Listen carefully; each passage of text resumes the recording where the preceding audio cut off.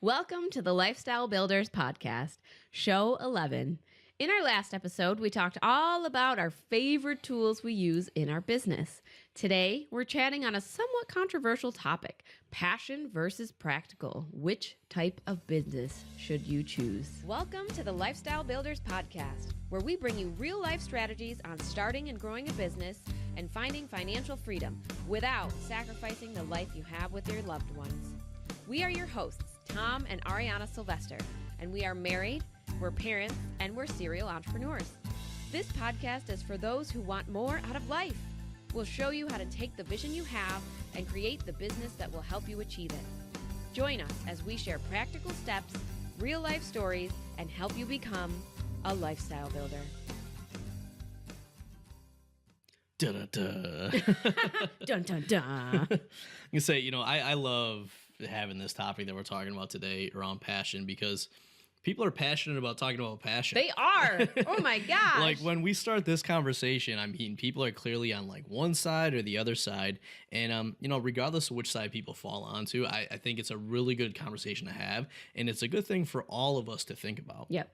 And I say that because we've had times where we've picked our passion and it's worked out. Yep. We've also had times where we picked our passion and it really didn't work out. Correct. One of such times was when somebody was passionate about animals. Oh. And that passion about animals took 4 years. It took about $50,000 in student loan debt to then get a job basically making minimum wage. Yep. Hey, don't pick on my zoology degree. I know lots of random animal trivia. You do. You actually named one of our early companies that failed. But so I pick on you, but I do it a little bit in jest because it's almost a sad fact of what happens to people. Like you had guidance counselors and people around you that were like, in high school, what are you going to go to college for? Well, what are you passionate about? What do you like? Do what you love. Go get a job doing that. I did. I went to school for zoology. I loved animals. Yeah. And you worked hard. I worked hard. I was always doing work. I was in the labs. I was missing soccer practices to be in a lab that I had to be in so that I didn't get my grade dropped down. I was doing homework on bus rides, which then I figured out that I got extremely car sick. Yeah. That's not good. And while you were doing all that hard work, I was playing Final Fantasy. Yep. Yeah, I would come home to you in your dorm room with bags of Doritos and 2 liters of Mountain Dew playing Final Fantasy, and I hated you for it. I'll just go do my homework for like 3 hours, thanks. And then I came out with a degree that I didn't really realize was not going to get me a job right away. Well, and I remember like we sat down at one point, like because we moved into our apartment. I had a meltdown. I freaked out like senior year because I was like, oh my gosh, what am I gonna do? Yeah, well, and even afterwards, so you ended up going to the animal shelter because there just wasn't job opportunities for a zoology degree. Correct. But I remember we actually sat down and when we did our budget one time, you were working over 3 weeks a month just to pay your student loans. Yep. And like let that sink in for a second. And that's the fact of what a lot of people get into. Like my sister almost got into this scenario where she was going to go to a college that a private school ended in another up state costing a lot of money. And, I didn't tell her not to go, but what we did was we sat down and said, okay, let's walk through things. What's your college going to cost? What are you going to have in student loans? Let's look up the job. How many opportunities are there? And what are you probably going to make? Let's figure out your expenses. And then we basically said, here's life A, going to this college. Here's life B, going to like a state school. Yep. And, it was up to her to make that decision. But instead of just saying, hey, follow your passion and then get into some of the rough spots that we did, it was like, well, understand the passion's a part of it, but let's look at the practical side of things. And then once you know both, you can make a decision, but make sure that you're actually thinking about the whole thing, not blindly following your passion and getting you into trouble. Yeah.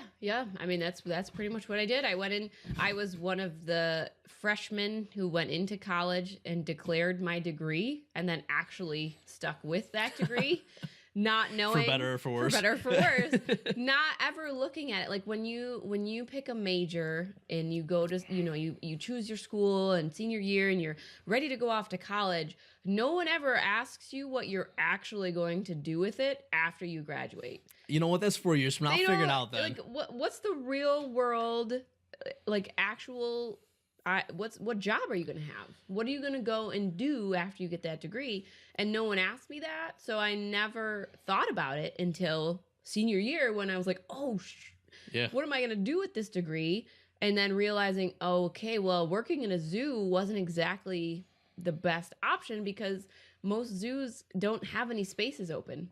So in order to work at a zoo, I would have had to travel who knows where to be able to get maybe a part-time job as a zookeeper. Yeah. Or I would have had to go into doing research, which meant more school, and I would have to pick a very specific area to do research in. And I didn't really want to do research. I wanted to work with animals. Well, and I remember the thing too was that you were very, you really wanted to stay. I wanted to in stay New York here State. by my family. Yeah. And so that was another thing too, that, you know, when we don't think about those longer term things and we just blindly follow our passion, oftentimes the path we're on and where we want to be are actually disconnected. Yep. And I mean, like, that's a big reason that we made Plan with Purpose, and that we guide people through that so that you make sure the decisions you make now are in alignment with where you want to be, and you kind of walk forward with that. Yeah. So let's just talk about, obviously we hit on some of the points already, but why does following your passion have the potential to get you into some trouble? Now, in the business sense, we're talking about. Yeah.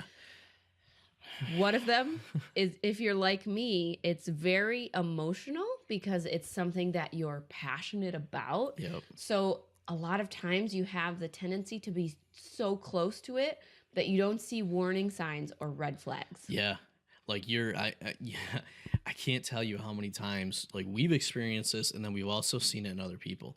It's like getting drunk on passion, right? Like that's the only thing that you see, and you kind of, you maybe see the issues that are going to come up, but you push them aside because You got you're like passionate rose-tinted about glasses. it. Yes, that's exactly what it is. Mm-hmm. You know, and I find a lot of people run into this where it's like, you know, it doesn't matter because it's my passion. Yep. And, you know, like I think one of the challenges is when people want to start a business and they go out and ask for advice, the first thing people come back with is, well, follow your passion. What do you like What to are you do? passionate about? Mm-hmm. You know, and that's a part of the picture, but it's not the whole thing. But if that's the only thing you look at, yeah, it's very easy to go down a wrong path.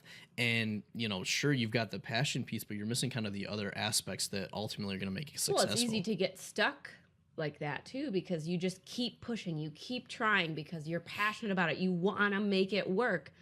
But sometimes the thing that you're passionate about isn't a viable business. Oh, yeah. And I know very that's a often. hard truth, but it's something that I wish more people would talk about, because so many people would save so much time and money if someone said, hey, I know you're passionate about this, but have you gone out and seen if this is something people are willing to pay money for before you dump all of your heart and soul and love into building this business that's not going to make you any money?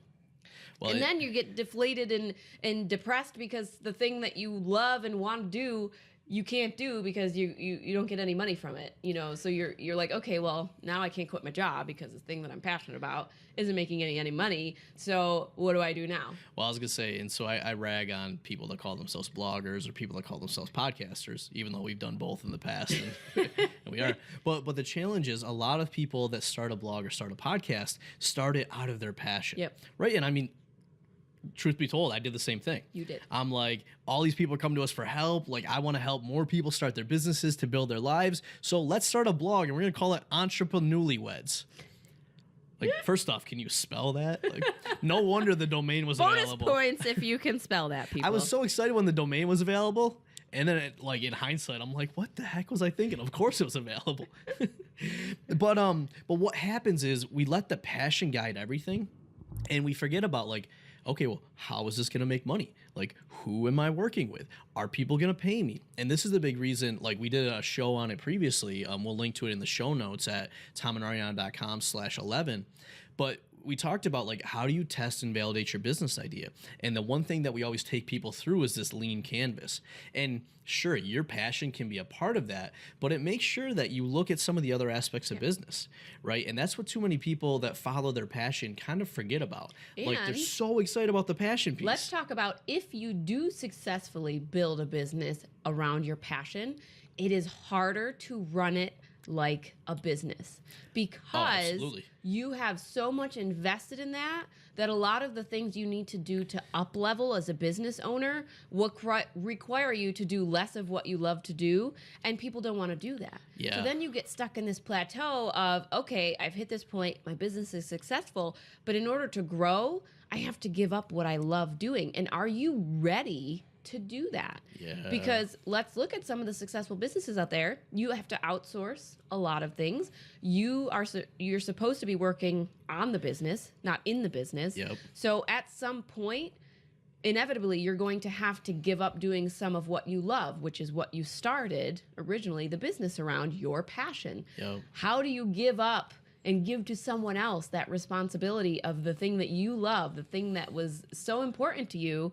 Now you don't get to do that anymore. Yeah, and So most people won't. Most people won't. So then you get stuck in this business that you're going to be constantly working in because it's your passion and you love to do it, Yep. but you can never grow it past a certain point, and that may make you struggle with your financial goals and things because you can't ever make more money at it because you only have so much time and you're spending all of that time working in it. Yeah, well, Michael Gerber has a book called The E-Myth, and that's the whole point that he talks about. He's like this entrepreneurial myth of, I'm paraphrasing here, but basically like if you like what you do and you're good at it, go start a business.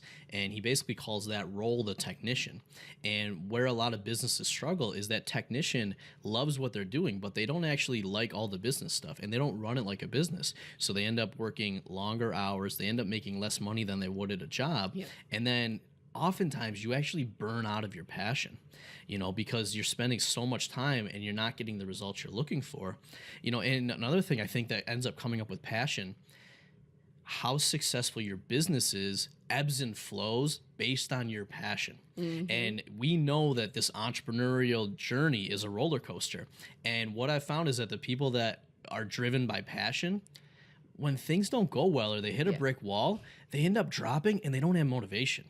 Like I think about even our businesses. Our first business was real estate investing. I was not passionate about real estate investing. Nope. I was not passionate about like tearing drywall out and renting to tenants. But because of that, I had to make sure that business was making money because I wasn't going to do that if I wasn't. Our second business, maybe you could say I was passionate about wine and liquor store. Yeah, you're a little bit passionate about it. But like, I'm not out like, being a sommelier somewhere. Like, sure, I enjoy the perks of it, but I knew that I didn't want to be a cashier, and working all the time in that store. So we had to build it so that it was that way. But our third business, which is coaching entrepreneurs, to be honest, it's been one of the most challenging businesses. It has. The one that we're the most passionate about because we're so passionate about it. The hardest business to build and run. Yeah. Like, I just want to say that again. The business that we are the most passionate about has been the hardest to build and run. By far. Like, listen, people. Like, I mean, I love this. And people, if you're listening or if you're watching, hello, I will coach people for free all day because I love it. And like, we have a mission to just help families and help entrepreneurs to build this better life. And what can happen is that you actually stop running things like a business because you just enjoy doing it. So that can be a lethal combination. It's a tough wall in your mind to get over because you have to accept the fact that you have to run it like a business. Because otherwise, as you said, you're going to burn out. Like the passion part of it will ebb and flow, and you're going to burn out mentally. And in order to keep that from happening, you have to always run it like a business. But then that makes the part of you that's passionate about it struggle because you feel like, oh, I just love doing this so much. Yep. I feel like I shouldn't even be taking money for it sometimes. Yeah, so it's like the two sides of your brain are warring back and forth of like, I love it so much, but I need to get paid for it. Yeah, well, and a lot of people, it's funny, a lot of people undervalue themselves. Mm-hmm. And when you're passionate about something, it's even easier to undervalue because you make excuses, and it's right? harder to raise your value. Yeah. Because you feel like you shouldn't be charging people for it because like, you enjoy it. I enjoy doing this. You secretly shouldn't be charging people for it. Yeah, but there's all these like we talked in one of our episodes, we'll link to it in the show notes, all about mindset. And so much of this game of entrepreneurship is mindset. Mm-hmm. And I'll tell you, passion can really help. but it can also get in and get in the way in a lot Yep. of these cases. Yeah. Yeah, it really can. All right. So let's move on to talking about practical. Practical. Practical is not always fun. I feel like that's pretty common sense. People know that. To be practical doesn't always mean you get to be fun. Yep. But practical can get us to our goals faster because of the way you think of things. It's very analytical, very logical. Well, this makes me this much money, so if this is the goal I'm trying to hit, I should just keep doing this for this amount of time, and then I'll be there. Bing, bang, done. Well, and you know what? Like, people always joke about how I'm so laser focused when I coach people, but you know what? I'm not passionate about their business. I'm passionate about the outcome that they want to achieve. So what that, like, I mean, I have people that get on the phone all the time and they're like, oh, you know, I love this thing and I'm not sure about this, but they're too close to it. Mm-hmm. Right. But from the outside perspective, I can ask a question and you can ask a question like, well, what are you trying to achieve? Is what you're doing now going to get you there? Well, do you got to make these shifts? Right. But when you're so passionate about it, you almost can't see it that way, and you can't step out to get that objective opinion. And this is oftentimes where, to be honest, you need to have outside support, you know, be it a mentor, be it a coach, be it a mastermind.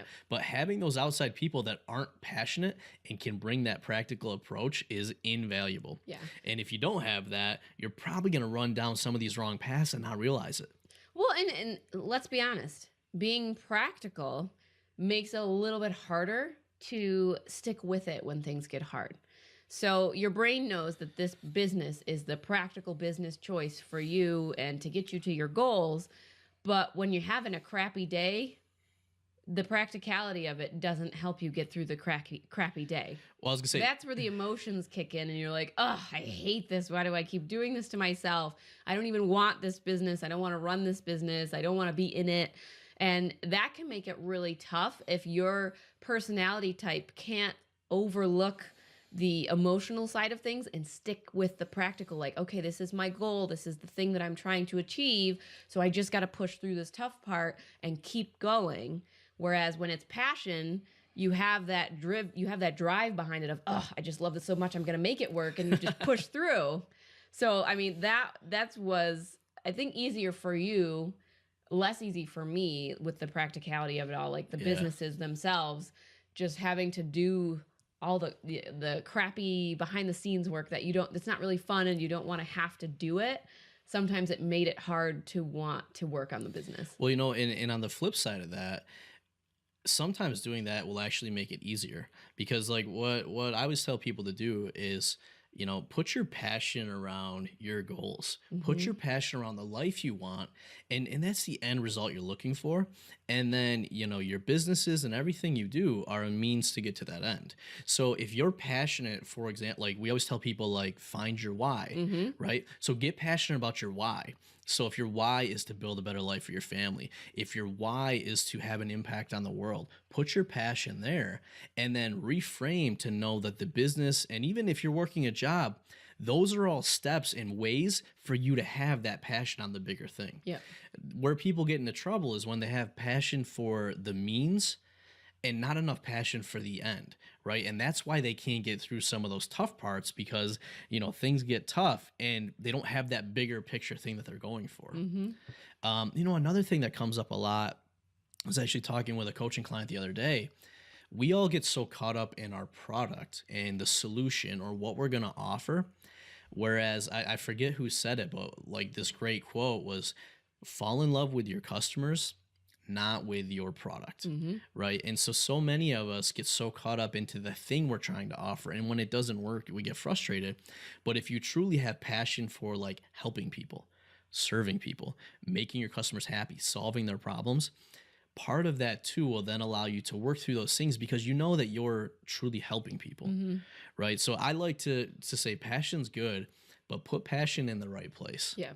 And when it comes to being practical, I know you had to go through and do quite a bit of learning around the stuff that we were starting. So when it came to the real estate business, you had done some learning there when you bought the course. And then when we really decided we were going to do the rental properties, you went in and did more learning around like, okay, how do we run this? What are the things that we have to do? And you had to go and learn each step that we had to take in that business. And the same with the liquor store. I mean, it was starting from scratch, brand new, because nothing we applied in the real estate business really was relevant for the wine and liquor store. So then it was going back out and doing more learning. So in the case of being practical, a lot of times it's tough if you're not somebody who is able to learn quickly and like turn around and implement things. Starting a practical business is hard because you may not be good at some of the things that you need to do to run your business practically. Yeah. So you have to think about like, okay, I've got to make sure that I'm able to go out and either learn these skills or hire somebody else who knows them in order to run that business. Yeah, well, I was going to say, we've talked before and we include it in Plan with Purpose, that activity be, do, have. And a critical thing for being successful is understanding what success looks like, figuring out the steps along the way. But what a lot of people miss out on is who do you need to be to have that success?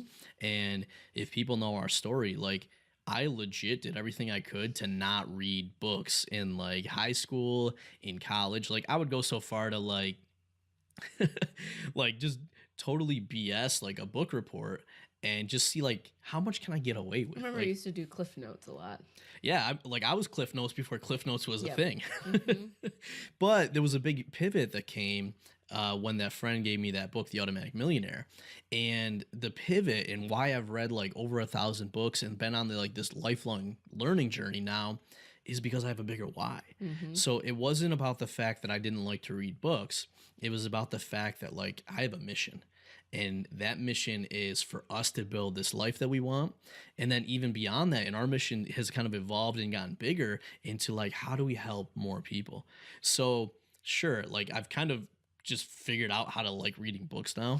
I've kind of hacked my brain that way, but it's all because there's a bigger purpose, and that bigger purpose, at least for me, is what drives me. And like, guess what? I hated learning about finances, but I knew that was a critical piece of it. Yeah. You know, I wasn't good at sales in the past, but I knew that was something I needed to do.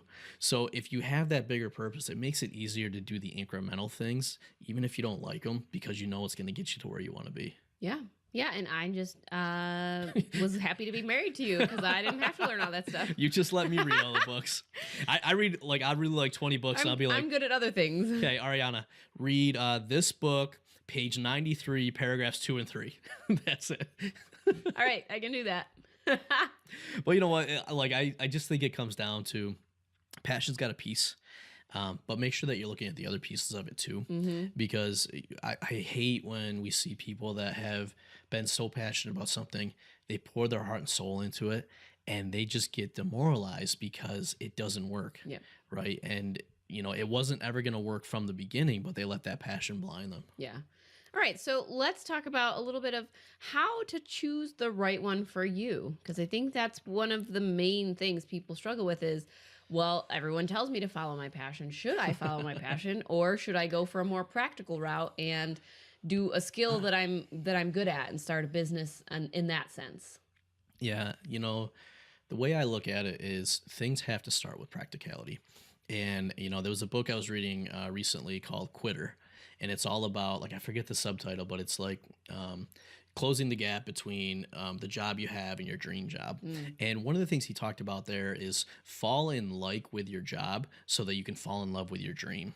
And I just love that when he said it, because a lot of us, maybe the job we have now or the first business we're going to start, maybe it's not our dream business, right?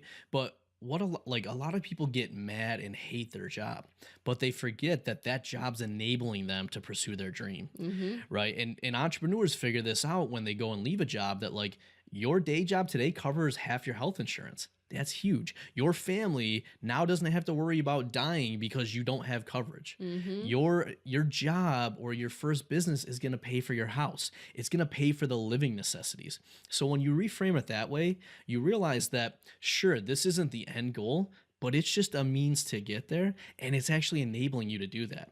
Because guess what? What happens with a lot of people is they leave their job too early, and then they're scrounging, trying to just do anything they can to make money to live on. Whereas like if you have a job, you have the blessing of not having to have to do that. Right. So it's not sexy. I know everyone's going to tell you like, yeah, go follow your passion, but that practical piece will then enable more of the passion stuff later on. Yeah, and I think it's all about knowing yourself too. to see what's your personality type? What type of person are you? Are you going to be able to start a business based on practicality and be able to stick through it during the hard times and the roller coaster of emotions? Or are you going to be the type of person who has to have the higher passion in their why, or maybe even has to enjoy what they're doing in their business in order to push through and do it? And in that, if that's the case, making sure you've always got that practical piece in your mind and thinking, okay, even though this is something I love to do, let's build it as a business so that it's actually going to help me get to my end result. So I think it's just knowing that a little bit about yourself, because obviously Tom and I are opposites. I would have never, ever in my life been like, well, let me start a real estate business because that's something I should do. No, it just wouldn't have even popped in my mind. But Tom's brain, thinking on the practical side, knew what the end result he wanted was, knew what the why he was driven by. And he was like, okay, well, even though I don't love this, this is something that could potentially help us get to the life we want at some point in the future. So I'm going to start it now. And I'm going to just push through all this crap that I have to do to get this business to be what it needs to be. And I'm just going to do it. And so, I mean, if you're a Tom personality type and you're just going to do it, you have the option to say, yeah, I'm going to start a practical business and I'm just going to push through because I know my end result, my big why is going to let my brain be able to do all the stuff I have to do along the way. Yeah. And, if you're not, what'd you call it? Tom person? A Tom personality. Tomboy. Tomboy. Tom girl. So that would be me. But if you're not, at least I would say fall in love with your customers, because there's so many people, like I said before, that get an idea, and our idea is usually around a product or a solution, and then we think secondarily about who will be able to help with that. But if you fall in love with the people, like let's take your animal example, right? If you fall in love with being able to help these stray dogs, right? If that's the mission that you fall in love with, then you have flexibility on how you go about doing that. To whereas if you fall in love with a specific idea, it's going to be harder if that idea doesn't necessarily check all the boxes for what's going to be viable to actually allow you to continue doing it. Yeah. So I always think that knowing yourself helps with a lot of this. Then when you tie it into the bigger picture, and that's why, like, when you can have that why, it helps guide so many things. And I'm like, a lot of people hear that and they're like, oh, that's fluffy and blah, blah, blah. Sure, some of it could be, but what it ultimately comes down to is what drives you. Yep. Right? Because that stuff that drives you, that's going to let you get through the tough stuff that comes up. And as we know, like, life itself is difficult. And then when you throw being an entrepreneur and you throw being parents and everything else that comes, like, you've got to have something that drives you through all of that. Yeah. And so I'm going to jump to the homework for this week, for this show. And it's going to come back to a little bit of knowing yourself, but also looking at the bigger picture. And it's called, I don't know if I'm going to say this correctly. I'm just going to go for it, an Ikigai chart. Ikigai. Akagi. I don't think it's Akagi. Is it a Kai guy? I don't know. It's Ikigai. I was gonna say, I took karate when I was younger, and my martial art instructor, my sensei, would be like so disappointed that I can't pronounce this. Anyways, it's called that. Spell it into Google if you'd like. It's a chart, and it's got all these different circles that are kind of like overlapping each other. And each part of the circle has something, like something that you love, something you're good at, something that can help people, like a problem that people have in the world. What are some of the other ones? Do you remember off the top of your head? So it's what are you good at?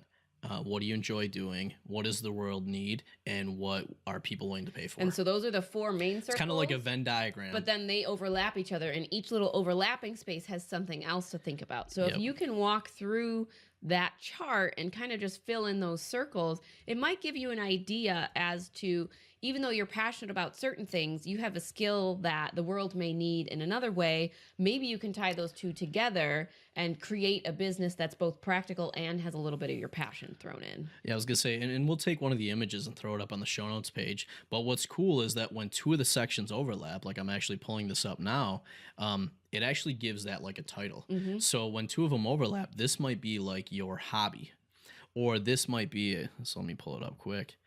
So it says, to do what you love and do what you're good at, that's your passion. And then it says, to do what you love and do what the world needs, that's your mission. And then what you can get paid for and what the world needs is your vocation. And what you're good at and what you get paid for is your profession. So if you start thinking about that, like your job is your profession, right? You're good at it and you get paid for it. But when you can tie all of those together, that's where you get the icky guy. It sounds so bad when we say it. We're so gonna get called out for saying that incorrectly. I know we will. I can't wait to see some of the comments on this. But that's in the middle, and it's saying like it's the combination of all of those. And one thing I like to throw on top of there. So you got those 4, but then how does that tie into your life goals? And that's the 5th thing. So whenever we have people evaluate like a business idea, those are the 5 criteria I take them through. I love it. Do you have any homework? That was my homework. I do. So when you have something you're passionate about, the one thing I want you to think about, I'm not going to give you a ton of homework, but how are you going to make money from that passion? And whatever you say, I want you to then go and prove it out or talk to other people and say, can I really make money that way? So like, for example, if you start a blog, how are you going to make money?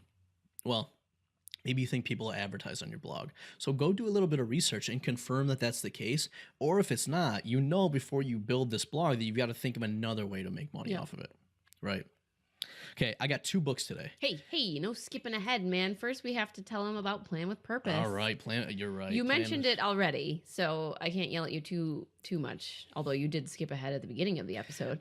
I skip ahead in every But episode. one of the ways that we want you to just kind of do the overall big picture of this is figure out what your bigger picture is. What's your why? What's driving you? What's the end result that you're trying to achieve by building a business? And you can do that by walking through our Plan with Purpose course and just really kind of thinking about what's your ideal everyday look like? What is it that you want to achieve for your family and your loved ones, so that as you're looking at, do I build a business for passion or practical, you're coming back to that big picture in the Plan with Purpose. Yeah. So you can find that on the show notes page. We'll link to it for you to go ahead and take a look at that. Well, and what's cool now is, so we have the video course for people that like that. We actually did a podcast on it for people that like to listen. And then we wrote like an epic, like huge blog post for people that like to read. So it's like, whichever way you want to go about it, we got something for you. Of course. All right. Now you can do your bookshelf. All right. I think this is the first. I got 2 books. Oh, geez. Okay. So what I wanted to do though is kind of play on both sides of this. So the first book is called How to Fail at Almost Everything and Still Win Big. So this I actually picked up a couple years ago at a conference, and it's by Scott Adams, the guy who created Dilbert. Oh, and now the picture on the front makes sense. I was gonna say, and he did an awesome keynote, but he basically just talked about how like basically passion is BS, and his whole take is that some of what we talked about here, passion is going to get you into trouble in a lot of cases. So this book is good to kind of give you, if you're passionate about things, to give you some of that other reality to consider, so you don't get the rosy glasses. Rose-colored glasses. Rosy glasses. I had a boss that I used to work for, and he would like mix up all the like the sayings. So he like, we did like painting. He'd be like, "Oh, don't cry over spilt paint." It's like, no, it's not paint, it's milk. But he would like just like mix 2 of them up. It was great. Okay, and now my second book is more on the positive side of passion, which is actually Crush It by Gary Vaynerchuk. And most people know Gary V. He's like out in the entrepreneurial space, and he's swearing and he's yelling at you. And what's funny is that I actually came across Gary before he was kind of this big internet celebrity. He had Wine Library TV. When we were going to open our liquor store, we were watching these videos, and like, he was crazy back then. Like, so you imagine Gary V like reviewing wine. Like, if you guys haven't seen the videos, go check them out. Like, he knows his stuff, but they're very entertaining. But so Crush It is really all about finding your passion and building a business around it. And, he talks about like all the steps of kind of going through and doing that. So I feel like both of these books give you both sides of that perspective, and they're both good to read if you're thinking about starting a business or really following your passion. Mm-hmm. All right. It's been another great episode with Tom and Ariana, your hosts and lifestyle builders. And as always, we want you to live wow. Wow. Wow. As always, it is your life, your business your way. Now he's We'll see adding you things next into time. the tagline, people. Bye. Are you frustrated by a lack of momentum in your business? Do you want real-time guidance and support from seasoned entrepreneurs who really care about your results? If you're nodding your head or awkwardly shouting yes in public somewhere, then we invite you to join Lifestyle Builders, a mentorship program designed to meet you where you are and give you strategic and custom guidance so you can build the business you need for the life you crave. You can find out more at joinlifestylebuilders.com.